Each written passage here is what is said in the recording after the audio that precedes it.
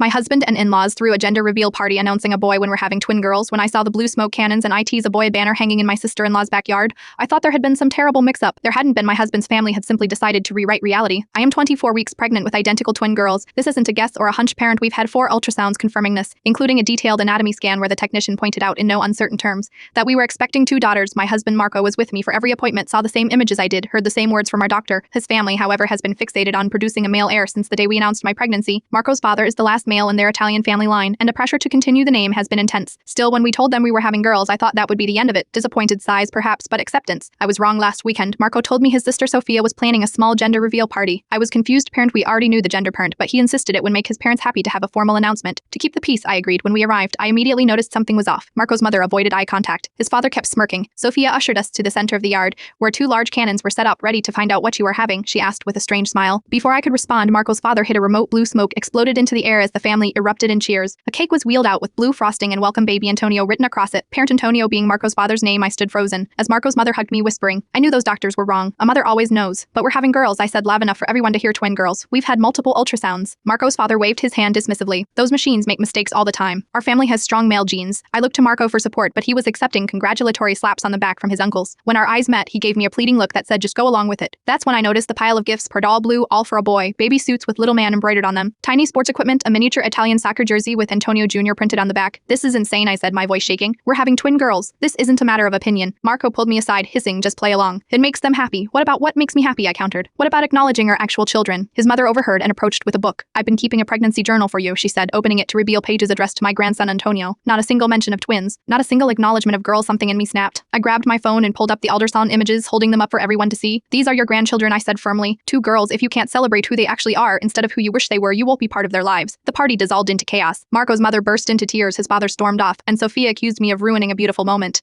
Marco drove us home in silence, eventually exploding that I had embarrassed him and disrespected his family's traditions. "What tradition?" I asked, denying reality. "You don't understand," he said. "In our family, the firstborn is always a boy, Olmaz." Yesterday, I received a text from my mother-in-law with a link to a story about ultrasound technicians making gender mistakes. Marco still thinks I should apologize. His parents are now insisting on being in the delivery room to witness the miracle when Antonio is born. I've scheduled another ultrasound next week and told Marco he can bring his parents if he wants. The doctor has agreed to explain in excruciating scientific detail how we are definitely having twin girls. I love my husband, but I am beginning to wonder if I've married into a family that will never accept my daughters for who they are, Britarn, even before they're born.